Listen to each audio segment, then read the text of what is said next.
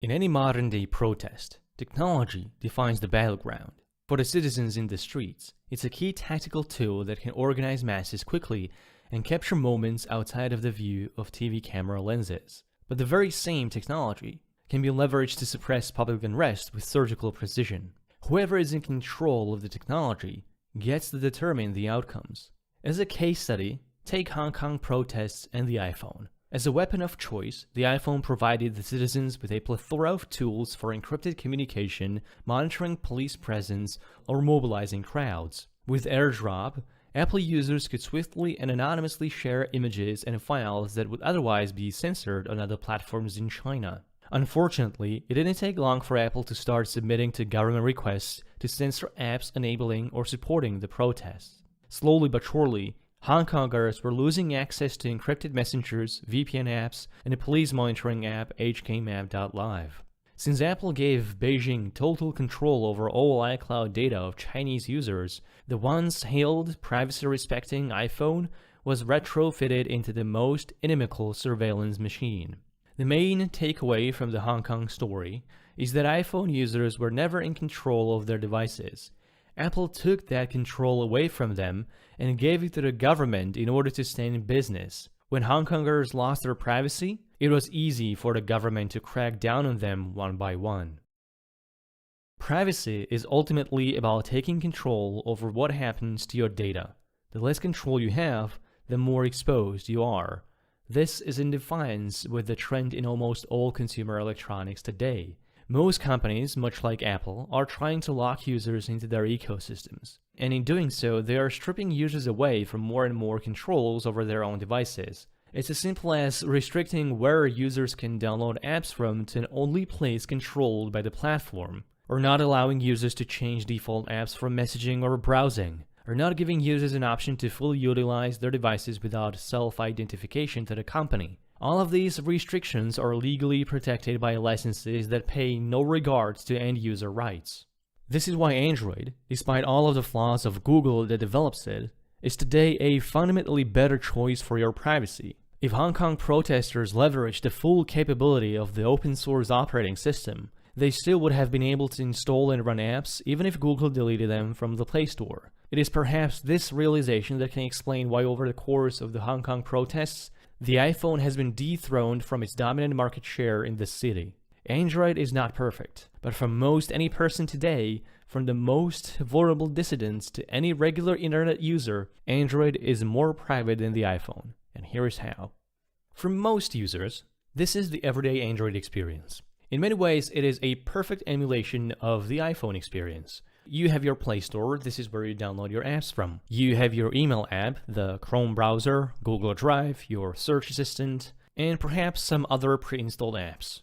But this is not what Android actually is. In its main form, Android is just a blank operating system. It is fully functional, capable of connecting to the internet, browsing the web, downloading apps, making calls, and sending messages.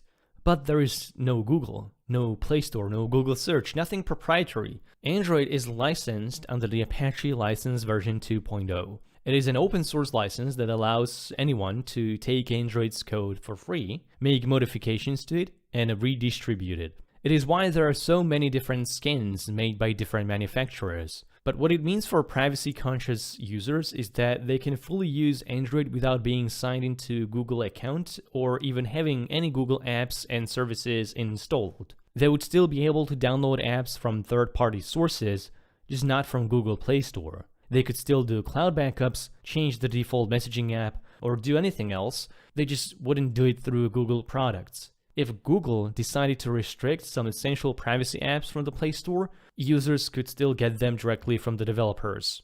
This simply is impossible on the iPhone. The only way to install apps on any iOS device is through the App Store, which Apple solely controls and collects a tremendous amount of data from. Users have to be signed in with their Apple ID, which is tied to their real-life identity, which means any download or purchase through the App Store is surveilled by Apple and tied to specific individuals. Latest security research found that Apple does this detailed data collection even if users opt out of sharing analytics. For many regular users in a non-threatening situation, downloading apps from an official app repository is going to be the most secure option. But when the threat level changes, such as during a protest or for vulnerable individuals, other options need to be open. On the iPhone, this isn't the case. Users cannot make that choice. The only way to restrict Apple from collecting your data is to remove your Apple ID from the iPhone. And you have the option to do that, but you can no longer do anything on that phone. You won't be able to download apps, send messages, or use cloud backups. You do need a Google account to use Google Apps. But if you don't want to do that, you can find an alternative for any Google service out there and use it without any major issues on your Android phone. Both Google and Apple are ecosystems. It's that Google's ecosystems is their services. Apple's ecosystem is their services, their devices, their apps, and their operating systems. Apple controls everything on the iPhone. On Android, users are allowed to take that control back from Google. The biggest advantage of the iPhone are security updates. Their phones have had the longest support for security patches, and Android phones are now only slowly catching up. This is a major issue. And while Google does match Apple's update practice with Android and Google's own hardware, most Android vendors are falling behind quite drastically. Security is an important privacy prerequisite. However, it isn't the only one, nor the major one. Most people's immediate privacy exposure is linkability and identifiability. Getting hacked is on the list, but probably not at the top for most people. Linkability is connecting any two data pieces together based on relevant categories. It can be as minor as connecting the dots between people sharing common interests, or it can be as excessive as identifying individuals by different data points. Likewise, most online services require that users out themselves to the providers, surrendering any trust to the companies behind them. No system that doesn't give users the freedom to use it without identifying themselves should be considered a private system. Both Apple and Google engage in very similar levels of data collection in their respective services. Google does have a search engine and YouTube, which Apple doesn't have. And overall, Google has access to more categories of data through their different services. But one-to-one, Google services and Apple equivalents should be both avoided with the same level of precaution. Here's a practical example that brings this issue home for everyone. Geofence warrants are a frequent policing tool whereby local law enforcement can go to Google and Apple and request information on all accounts and devices that were present in a specific place and time. It isn't uncommon for hundreds or even thousands of devices to be swept up under one such request. But these requests easily lead to abuse, profiling, and unjust police overreach. Innocent people are often accused of crimes they never committed simply because they ended up in these dragnet surveillance requests. The only way to avoid this on the iPhone is to have the phone in airplane mode and have location services disabled. You can also do that on Android, and it would be sufficient, but at that point your phone would be just a very expensive brick in your pocket. On Android though, you have more options.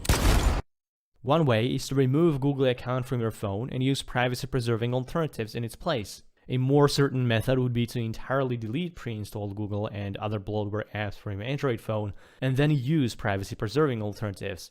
The third option is to use a privacy-focused offshoot of Android, such as Graphene OS. This is in fact the most private and secure option, but it is only available to Pixel devices. None of these options are too difficult even for the most non-technical user. You might have to learn a thing or two, but at least you have options. The point is, both Apple and Google data collection should be equally avoided, but only Android is open enough to allow the user to decouple their phone from the company that made it. Which brings me to another point. Privacy is fluid. You're never gonna find two people with the exact same threat model. You're not even gonna find one person with the same threat model in all different situations. Your privacy threat level is gonna vastly differ from when you're with your family versus when you're at your workplace. Even at your workplace, your privacy risk will likely change if you decide to join a union. Privacy is situational and contextual. For some situations, it might be reasonable to use an Apple device, but it is by no means a private experience,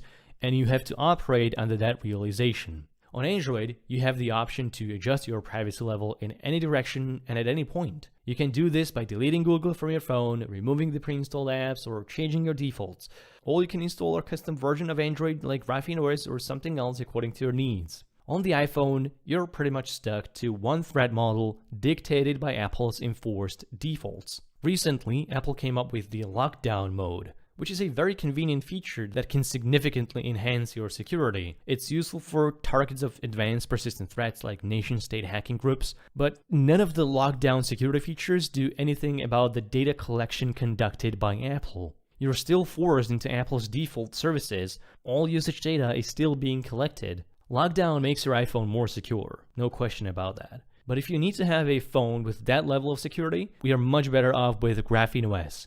I've talked about Graphene OS in the past many times, so I won't repeat myself here, but Graphene OS trumps iPhone in all security features, and unlike the iPhone, Graphene OS is also anonymous. Apple has been really great at marketing themselves as a privacy company, and much of that is just a ruse, but that's for another time. With respect to the iPhone though, Apple has marketed the living hell out of the two best-selling privacy features they have, the app tracking transparency and privacy nutrition labels. But none of these are actually achieving anything what they claim to be. The app tracking transparency is the pop-up prompt with the ask app not to track you. This is a powerful statement because how can you ask someone not to track you? The way the iPhone does it is actually very simple.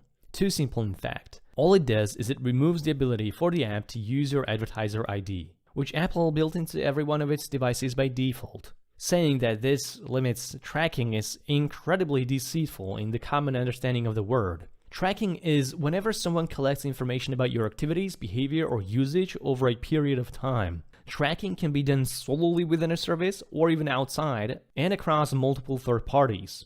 But this is not how Apple defines tracking. In their terms, tracking is only when a developer links the data they collect from you with the data they obtain from data brokers. That's such a specific case that it wouldn't apply to the vast majority of tracking that's occurring to most people. But this definition does immunize a lot of what Apple is doing, because Apple is 100% tracking everything you do on their services. They just don't use the standard definition of tracking.